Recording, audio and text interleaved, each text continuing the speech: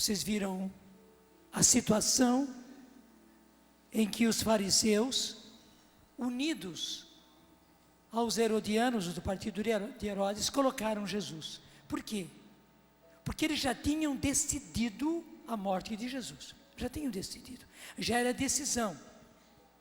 Para eles, Jesus já estava condenado. Só que eles precisavam encontrar um pretexto, uma razão, para que então, diante do público, diante do povo, eles pudessem cohonestar a pior das desonestidades, que era matar Jesus. Então eles estavam procurando que Jesus caísse em alguma contradição, em alguma coisa errada. E na verdade, desculpe a expressão, mas foi isso, eles encarniçaram a vida de Jesus, buscando de todos os meios fazer Jesus se enganar.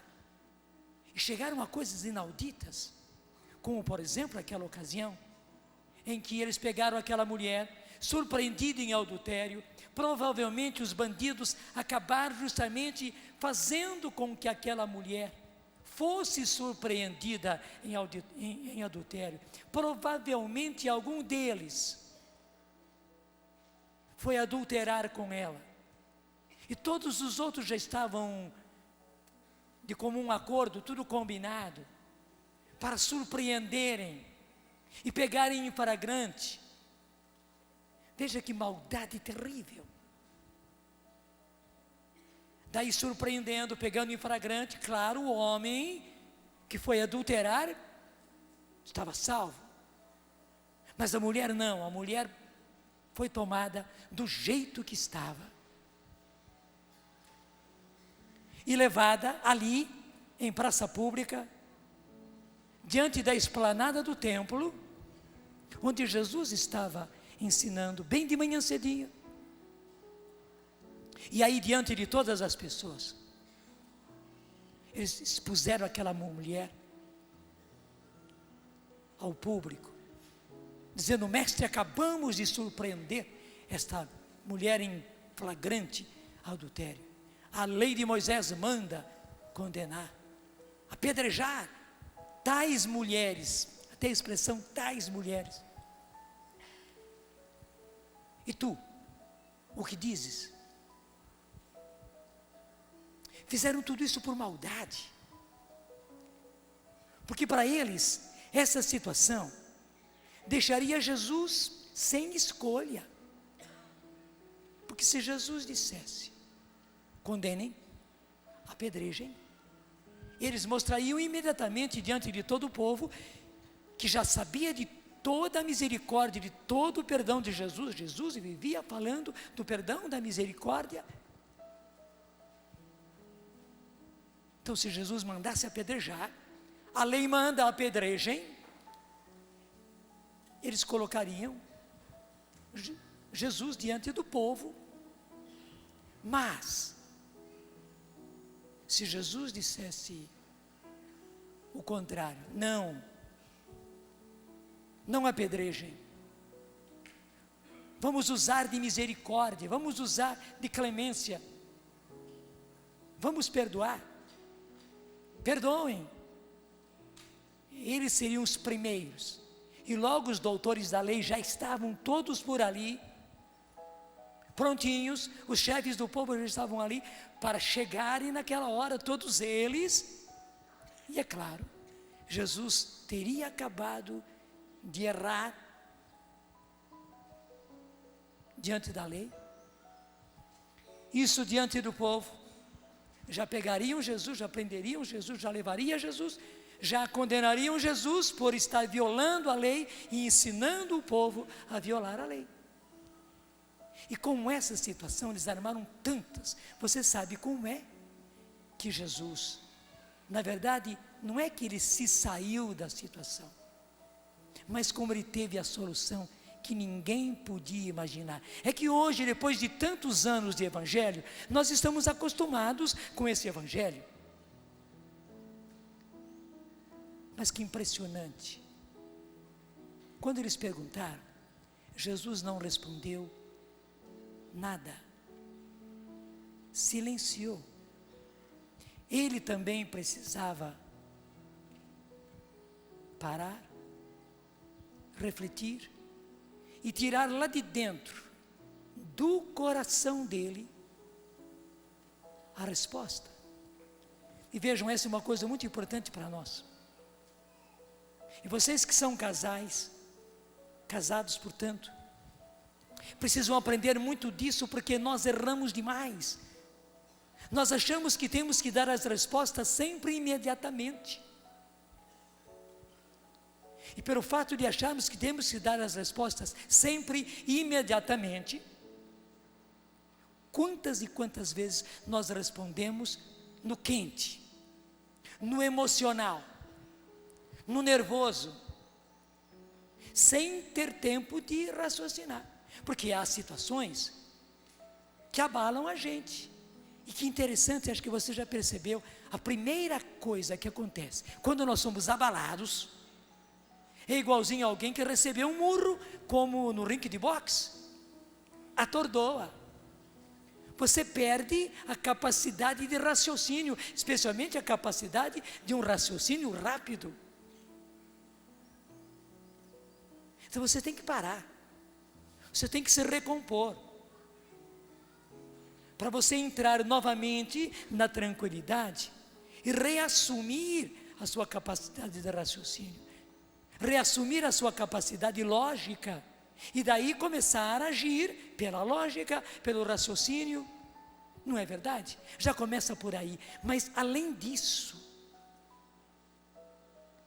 além de toda a lógica, além de todo o raciocínio, dentro de nós, como foi cantado aqui ontem, lindamente, dentro de mim há uma fonte de amor, dentro de mim há uma ponte, para o irmão, para o Senhor. Então, gente, há respostas que vêm de além de nós, há respostas que vêm do Espírito Santo que mora em nós. Só que o Espírito Santo, ele não se manifesta em águas turbulentas, não tem como. As águas precisam estar tranquilas. Não é verdade que se você chega perto de um lago, ou de uma outra água ali, tranquila, você olha e você vê que a água faz espelho, e você se vê. E não somente você vê o restante todo. As árvores que estão em redor do lago, as outras pessoas, tudo você vê ali no espelho. Mas se você pega e joga uma pedra, imediatamente, primeira coisa, a imagem já fica distorcida, distorce toda. Mas se você mexer mais ainda, se pegar um bambu, uma vara e remexer a água, você não vê nada, porque justamente aquelas águas estão turbulentas e você não vê nada. Conosco é a mesma coisa. E nós persistimos em dar respostas imediatas, e por isso sem pensar, e pior ainda, levadas no emocional, levadas no nervoso. E quantos problemas, não é verdade? Quantos problemas criados entre pessoas que se amam, marido e mulher. Quantos problemas entre pessoas que se amam, pai e filho, mãe e filha, pais e filhos. Porque a gente persiste nesse engano, que na verdade é um erro. Ninguém é obrigado a dar respostas imediatas e dar respostas no quente, no afogueado, naquele momento em que a gente está nervoso, naquele momento em que a gente está tomado pela emoção. Não, é possível parar e é preciso parar. Quantas vezes nós demos respostas, e mais do que respostas, nós fizemos coisas no emocional, no de repente, e depois a gente para e diz: que burrada que eu fiz. Só que depois que quebrou a taça de cristal, está quebrada, aquela você não conserta. Não é verdade? E quanta gente quebrou a taça de cristal, porque agiu no de repente, porque agiu no emocional. Tinha todas as possibilidades de responder, de fazer, de realizar. No frio, depois de baixar a poeira, depois de baixar a poeira, deixa baixar a poeira, meu filho. Deixa baixar a poeira, minha filha. Você não precisa dar resposta. Dá a impressão que a gente está sendo tolo, dá a impressão que a gente está sendo bobo. Não, você está sendo inteligente, porque Jesus, o mais inteligente, o mestre dos mestres, não dava respostas em cima a ferro e fogo. Não, ele parava. Ele se dava o direito de entrar naquilo que estava sendo perguntado e naquilo que ele tinha que responder.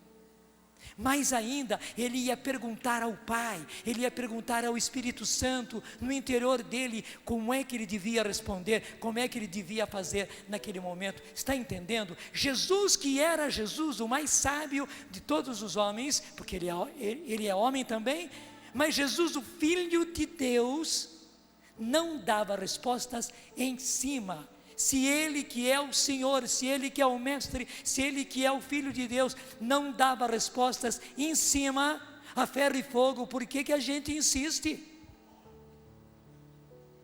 Nós que não somos inteligentes como Jesus. Pelo contrário.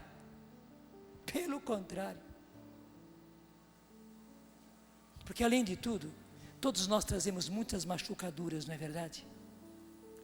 E por causa das machucaduras, é como aquela situação. Se alguém está com uma ferida, por exemplo, esse braço está todo inflamado, até mesmo infeccionado, está com pulso.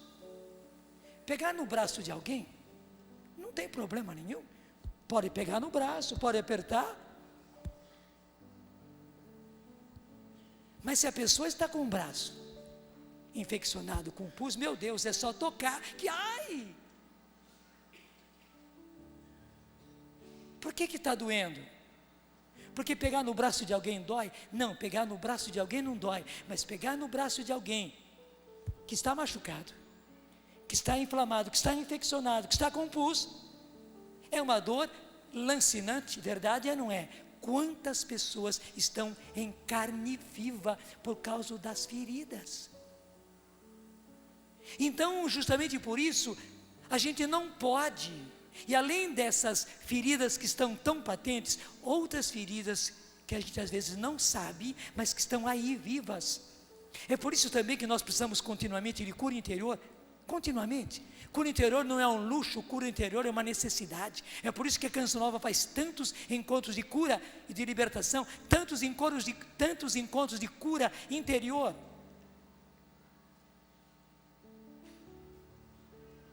E é por isso também que todos nós temos que aprender a não querermos ser super-homens e super-mulheres, como nem Jesus foi,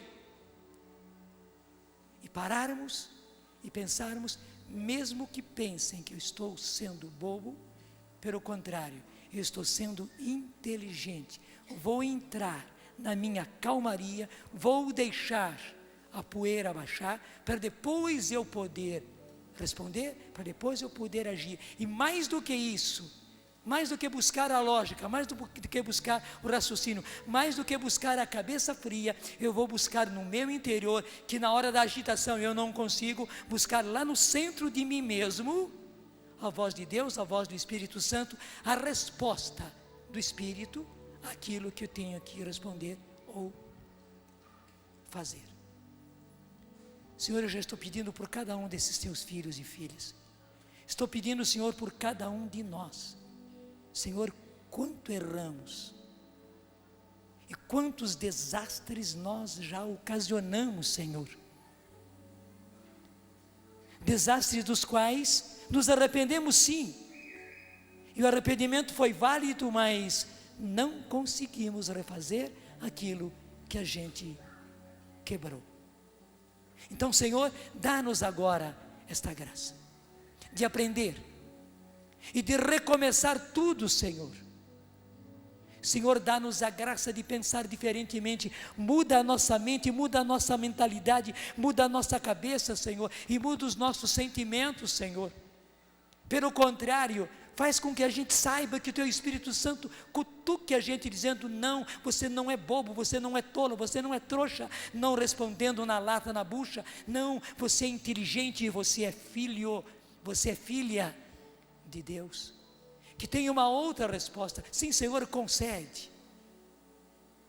E que pelo contrário, como Tu, Jesus, encontrastes respostas maravilhosas, as respostas vindas do Pai, as respostas vindas do Espírito Santo, dá a nós também encontrarmos essas respostas, porque elas não destroem, elas constroem. Jesus, dá-nos a graça de aprender e de fazer sempre assim. E começa fazendo o sinal da cruz na sua testa, para que tudo se mude na sua mente,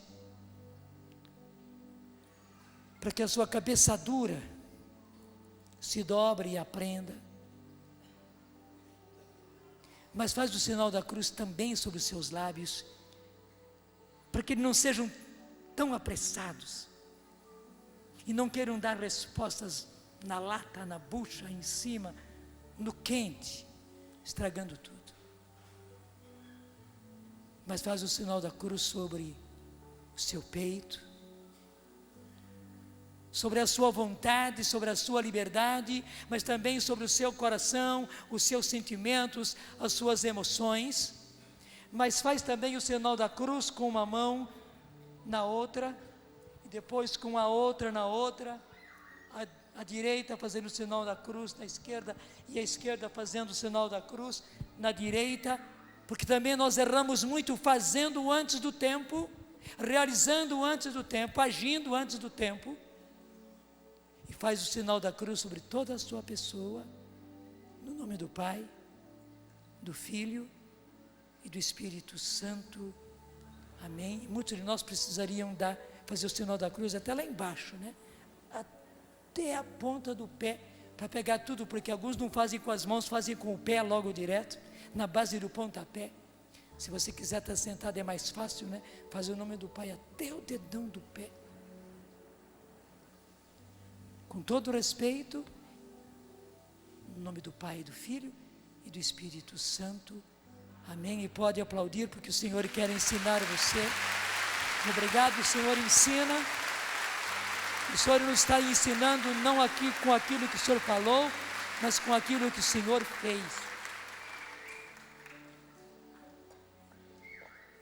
E naquela ocasião então, Jesus parou, silenciou. Imagina o silêncio de Jesus ali, o vexame da cena, o povo todo esperando a solução. O povo gosta de ver circo, né? E circo pegando fogo, melhor ainda. Os judeus não eram diferentes. E Jesus em silêncio. Daí os bandidos insistiram e repetiram de novo: Senhor, e contaram todo o caso outra vez. Surpreendemos em flagrante essa mulher em adultério, e a lei de Moisés manda apedrejar essas mulheres, e tu, como é que tu te posicionas? O que é que tu dizes? Qual é a tua resposta? Apedrejamos, sim ou não? Está vendo? Jesus estava entre o sim ou não, e ele sabia que pelo sim ou pelo não, eles tinham motivos de condená-lo. O que Jesus faz? Ele se abaixa. A gente às vezes se esquece desse se abaixa. Ele se abaixou e começou a escrever no chão. Todos nós perguntamos o que é que Jesus escrevia no chão. Até alguns dizem, Jesus estava escrevendo os pecados deles aí no chão. Provavelmente não. Provavelmente Jesus estava apenas fazendo riscos, rabiscos no chão. O que ele fez foi ficar na altura daquela mulher, porque você já imaginou a vergonha daquela mulher? Além do adultério, além do flagrante, trazê-la em público e diante de Jesus. Imagine a cara dessa mulher como estava no chão. Jesus se abaixou para ficar na altura dela. Ele que não tinha pecado. Agora os dois se entendiam. E provavelmente, antes de levantar-se, antes de falar, Jesus já tinha feito tudo com os olhos dele e nos olhos dela. É até capaz que Jesus tenha dado um toquinho no queixo dela, para levantar o queixo e Jesus poder olhar nos olhos. Provavelmente de início ele escondeu os olhos dos olhos de Jesus, tal era a vergonha, mas Jesus insistiu,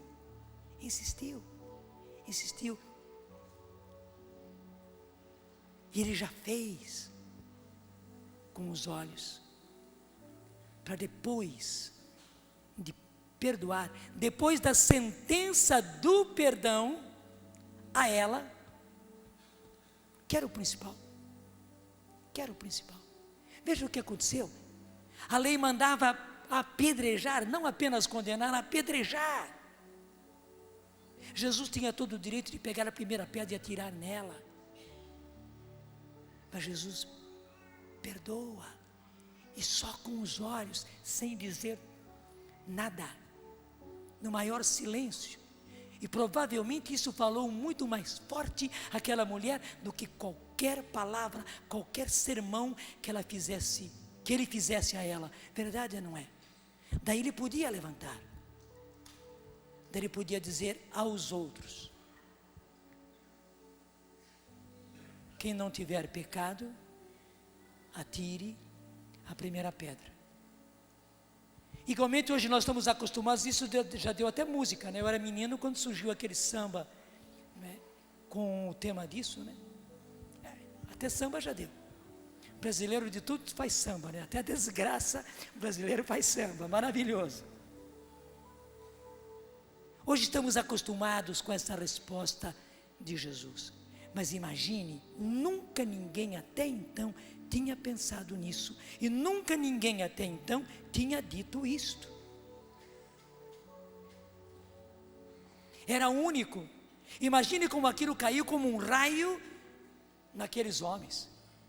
Quem não tiver pecado, atire a primeira pedra. O Evangelho de São João é tão claro que eles foram indo um depois do outro, a começar pelos mais velhos, porque os mais velhos deviam ter muito mais conta no cartório, né?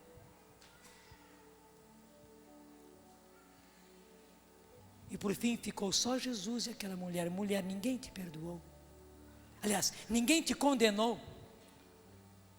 O Padre Léo gosta de dizer, mas que pergunta adianta, né? Desculpe, Jesus, né? Mas que pergunta adianta? Estava na cara que ninguém tinha condenado. Se vieram, se perguntaram para Jesus, mas era preciso que ela assumisse que ninguém a tinha condenado e que ninguém tinha o direito de condená-la. Se alguém tinha o direito de condenar aquela mulher, era ele. Era preciso que ela tomasse consciência disso, que ela fosse agente e não apenas paciente. Ela não estava ali passivamente, ela precisava tomar uma atitude ativa. E assim sempre com o Senhor, também no arrependimento, também na maior vergonha da gente que errou, que pecou. Gente, nós não podemos ficar na passiva não, nós temos que partir para a ativa, assumir uma atitude ativa, de arrependido, mas uma atitude ativa. Era isso que Jesus tinha que puxar daquela mulher, a quem ele já tinha perdoado. Ninguém te condenou. E é como se ele dissesse: você entendeu o meu olhar? Ninguém te condenou? E ela respondeu: ninguém, Senhor. É como se Jesus dissesse: você tem toda a razão, é isso mesmo. Eu também não te condeno, vai e não peques mais.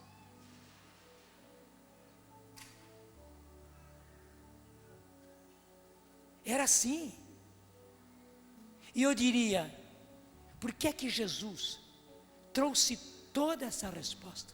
Se eles fizeram uma encenação real, surpreenderam aquela mulher em adultério, talvez provocaram tudo isso, certamente. Pegaram a mulher, forçaram, trouxeram aos empurrões, já com pedras nas mãos, ficaram diante de Jesus, diante do povo. Toda uma cena real, mas cena, era ao vivo, era a cores. Se eles fizeram toda uma cena, Jesus fez uma cena muito maior, muito melhor, muito mais profunda. Mas por que ele pôde fazer tudo isso com toda a sabedoria e, mais do que isso, com toda a misericórdia? Porque isso, gente, é eterno. Passaram-se gerações, 2000 anos, e todo mundo sabe, até gente que não é cristã, conhece essa passagem, sabe dessa frase de Jesus. Por que isso ficou eterno? Porque na verdade ele não fez na lata, não fez na bucha, ele não foi logo dando resposta, mesmo podendo dar uma resposta imediata, ele não deu, ele parou, ele silenciou, ele escutou o seu interior, ele buscou lá dentro, ele fez o que tinha que fazer, se abaixando, e depois ele respondeu. Nós já pedimos ao Senhor, e eu confirmo agora dizendo: Senhor, que pela Tua graça e pela Tua bênção, todos nós aprendamos e comecemos todo um modo novo de responder e de fazer. No nome do Pai, do Filho e do Espírito Santo, amém. Mas não é final de pregação ainda não. Não é final de pregação ainda não, espera. Vem o mais importante ainda agora, porque não foi esse o fato do Evangelho. Foi uma outra situação que os bandidos armaram e disseram eles: se Jesus não caiu naquela, ele vai cair nessa. E não foi a única. Só que pegaram uma coisa que ia ser mais espetacular ainda. Todo judeu odiava pagar tributo ao imperador romano. Interessante que no original da Bíblia não fala em imposto. As nossas Bíblias traduziram por imposto, porque é uma palavra mais conhecida. Mas na verdade, no original do grego está tributo, pagar tributo. Igualzinho o Salmo, que manda: família das nações, tributai ao Senhor louvor e glória. Quer dizer, pagai a Ele o tributo de louvor e de glória, porque é justo. Pagar tributo, pagamento é pagamento, salário é salário. Ele é digno de receber. Então, eles sabiam muito bem que eles precisavam pagar, porque César era César, o imperador era o imperador, e o tributo tinha que ser pago, e todo judeu odiava pagar. Então foi o que fizeram, Chegaram para Jesus: devemos ou não devemos pagar tributo a César? E segundo está no Evangelho de São Lucas, eles colocaram no final: sim ou não? Pagamos ou não pagamos? Devemos ou não devemos pagar? Sim ou não? E Jesus só podia responder um sim ou não, porque eles perguntaram sim ou não. Pagamos ou não pagamos? Devemos ou não devemos? Se ele dissesse paguem, ia contra todo o povo, porque todo mundo odiava pagar tributo a César. Se eles dissessem não paguem, ele estaria contra o imperador, contra Pôncio Pilatos, que era o governador ali, contra os soldados, e já estavam ali eles mesmos, os fariseus, os escribas, os doutores da lei, os chefes do povo, que iam pegar Jesus, embora eles mesmos odiassem pagar tributo ao imperador, iam levar justamente Jesus diante de Pôncio Pilatos e dizer: está aqui, não somente ele manda não pagar, mas ele está conspirando, ele está fazendo com que o povo não pague tributo a César, está armando uma revolução, e Jesus estava condenado. Eles já sabiam, a morte seria de cruz, porque nesse caso os romanos eram inclementes, davam uma pena modelo, exemplar, para que todo mundo visse que ninguém devia ousar não pagar, e pior ainda, fazer com que os outros levantaram uma conspiração para não pagar tributo ao imperador. Jesus iria para a cruz. E novamente Jesus não responde na lata, não responde na bucha. Jesus para. Jesus pensa, e mais do que isso, Jesus entra no seu interior. Ele vai perguntar com toda humildade ao Pai. É que a nossa cabeça é muito orgulhosa, muito vaidosa, muito soberba, muito autossuficiente. Nós achamos que temos todas as respostas, e a nossa resposta é a resposta do emocional, é a resposta da fúria, é a resposta da briga, é a resposta do xingo, é a resposta do grito. Verdade ou não é? E como a gente estraga tudo, como a gente rebenta com o casamento, rebenta com o filho, rebenta com os sentimentos do outro, quantas e quantas complicações, porque nós achamos que somos os tais que sabem tudo, cabeça soberba, orgulhosa, vaidosa. Jesus parou e foi perguntar ao Pai, e foi perguntar ao Espírito Santo, o que é que ele devia responder. E se eles fizeram uma encenação real, era real, Jesus faz outra encenação real. E disse a eles: me deem a moeda com a qual a gente paga o tributo. E eles entregaram. Interessante, aquele autor, Alexander Mien, russo, que fez aquele livro maravilhoso, Jesus, o Mestre de Nazaré. Ele explica, porque ele pesquisou muito bem, muitas coisas, isso também. Aquela tal moeda tinha de um lado o rosto de Tibério César, que era o imperador naquele momento, e tinha a inscrição, veja bem, estava ali escrito: Tibério César Deus, porque Tibério tornou-se tão louco, que não somente ele queria ser cultuado como Deus, como ele mandou cunhar, escrever na moeda, e na moeda do tributo, e pior ainda, a moeda com a qual os judeus deviam pagar tributo para humilhá-los.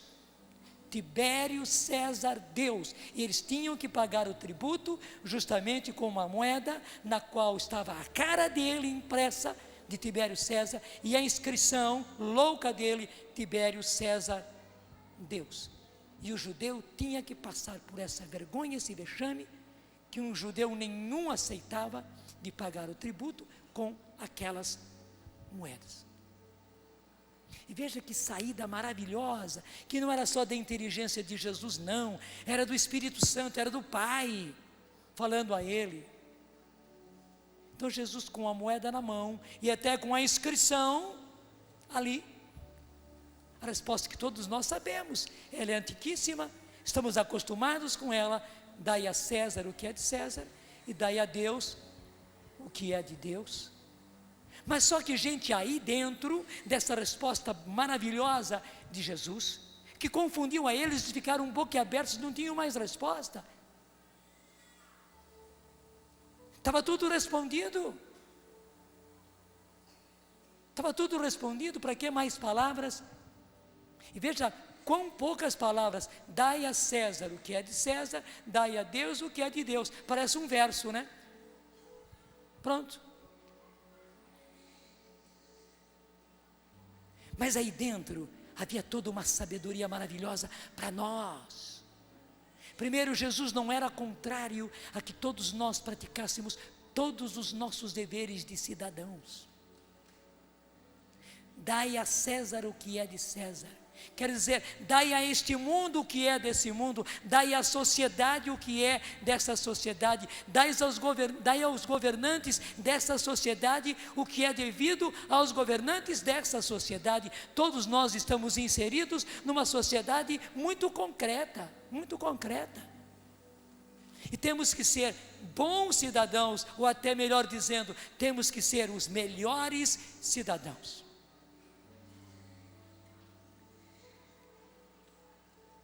Você homem, você mulher, precisa ser o melhor profissional no seu ramo. Você não pode levar isso com a barriga. E não é para ganhar dinheiro unicamente, não, porque não há profissão deixa eu dizer, o lixeiro, o coveiro. Imagine nós se não tivesse coveiros, imagine nós se não tivesse lixeiros. Não estou dizendo que a deles seja humilhante, menor do que a nossa, não, tanto assim que elas são necessárias. Imagine a sua cidade ficando uma semana sem os lixeiros e sem os carros de juntar lixo na sua cidade. Imagina o cemitério da sua cidade sem coveiro, né? E ninguém querendo mais fazer. Mas aí que está, seja qual for a sua profissão, você precisa ser o melhor, e não é só para ganhar dinheiro e ganhar mais dinheiro, não. Se você ganhar bastante dinheiro com isso, sendo o melhor profissional naquele ramo, isso é o justo salário para quem, sabendo que é o único, por isso, porque você é único, claro, você não é o único profissional daquela era, daquela profissão, mas você é único. Como nós explicávamos ontem, não tem ninguém igual a você, não tem ninguém, é só você. Como o Padre Léo, eu ouvi que ele disse, mas ele gosta de dizer isso, por isso cada um de nós precisa ser o melhor, mas isso não quer dizer melhor do que os outros, não, eu tenho que ser o melhor porque eu tenho que ser o melhor, e mais ainda, tenho que ser o melhor para os outros. Veja o que faz um bom lixeiro, o que o meu pai fazia como um bom pedreiro, e aí para frente qualquer profissão desse mundo, quanto bem nós podemos fazer, deixa eu dizer, simplesmente com a nossa profissão. E além disso, você precisa ser o melhor pai da face da terra, porque você é o único pai desses filhos, ou esses filhos têm outro pai que não é você. Não me faça pensar mal. Uma vez que você é o único pai desses filhos, você é o único. Só você pode ser pai desses filhos. E como os nossos filhos precisam de pai, verdade ou não é? E quantos filhos entrando por desvios, inclusive na afetividade e na sexualidade, pela falta da presença de um pai na sua infância e na sua adolescência. Você é o único pai para cada um dos filhos e filhas, e como as filhas precisam do pai, como igualmente você é a única mãe desses filhos. Verdade ou não é? Ninguém mais é mãe para esses seus filhos. Ainda mais no caso de você, mãe, até biologicamente, é carne, é corpo. Você é a autora desses filhos. Claro, o Criador é Deus, mas você é a autora. Foi com um óvulo seu, foi no seu útero, foi gerado dentro de você, foi dado à luz por você, foi amamentado por você, foi cuidado por você, foi acarinhado por você, você é a única mãe, você precisa ser a melhor de todas as mães para esses seus filhos, e não há outro jeito. E aí está justamente o sentido amplo, maravilhoso dessa frase de Jesus. Você precisa dar a César o que é de César, e você precisa dar a Deus o que é de Deus. E dar a Deus o que é de Deus, gente, não é apenas rezar, ir à igreja, confessar, comungar, fazer as coisas direitinho, ler a Bíblia. Claro, isso também.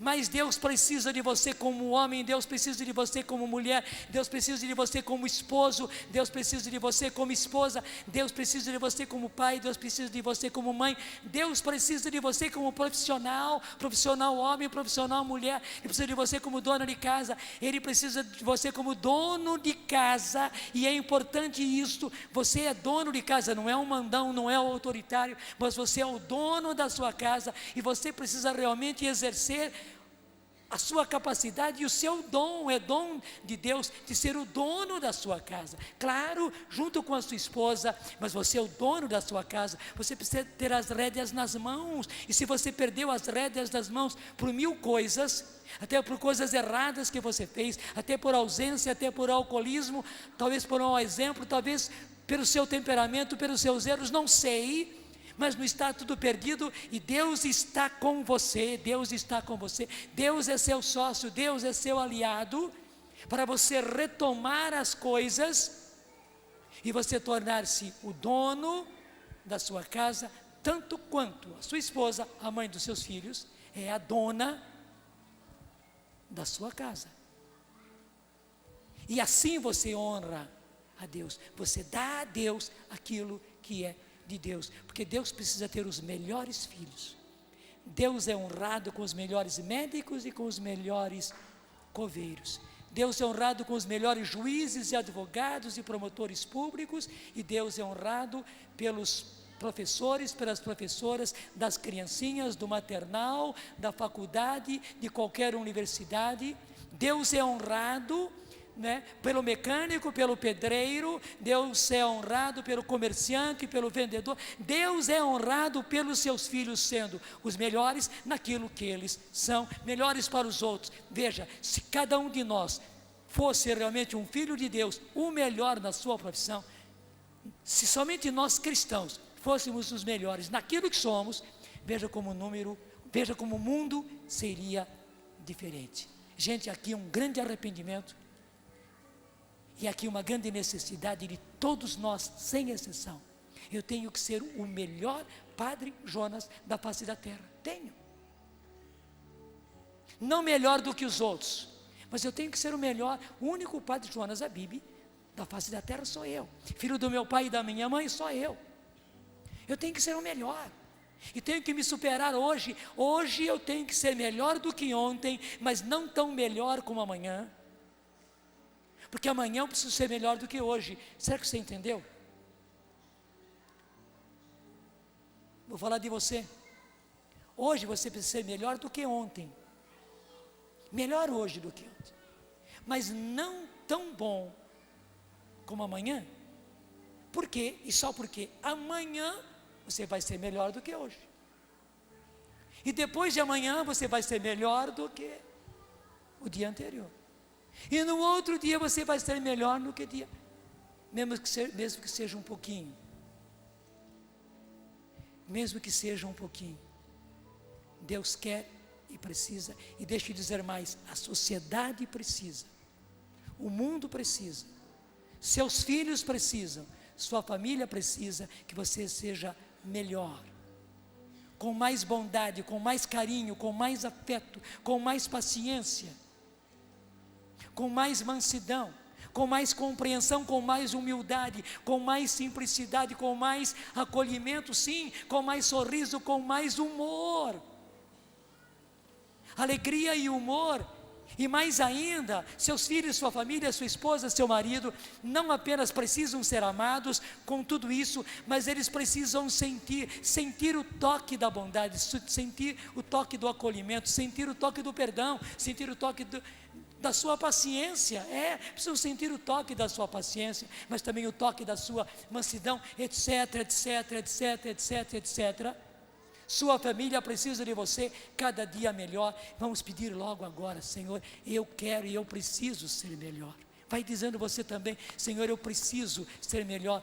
É vontade tua e é vontade minha também, Senhor, a cada dia ser melhor para ti, Senhor, ser melhor para mim mesmo, ser melhor para os outros, ser melhor para a minha família, ser melhor para os meus pais, mas ser melhor também para os meus filhos, no meu casamento, na minha família, na minha casa. Eu preciso ser melhor, Senhor, melhor no meu emprego, melhor na minha profissão, melhor para os meus patrões, melhor para os meus colegas, melhor para os meus pacientes, melhor para os meus alunos, melhor para aqueles a quem eu sirvo, para quem eu trabalho, Senhor. Eu preciso ser melhor, e melhor hoje do que ontem, Senhor, e não tão bom como amanhã, porque amanhã eu quero ser melhor. É vontade tua e é vontade minha, Senhor, ser melhor, melhor, melhor. Eu já não sou logo o melhor, não, eu preciso ir sendo o melhor a cada dia, a cada dia, a cada dia. Senhor, dá-me a graça, e para isso dá-nos o Espírito Santo.